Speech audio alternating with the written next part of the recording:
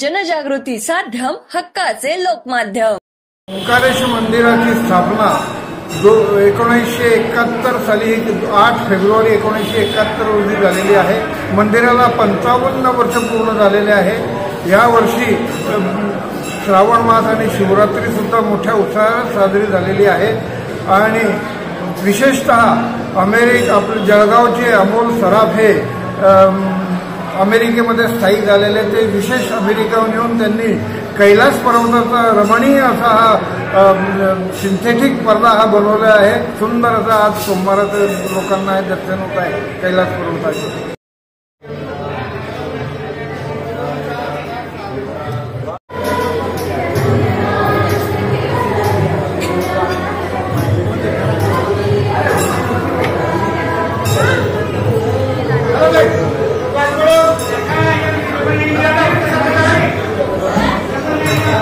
श्रावण मास महोत्सव ओंकारेश्वर मंदिरावर मोठ्या उत्साहात साजरा केला जात आहे।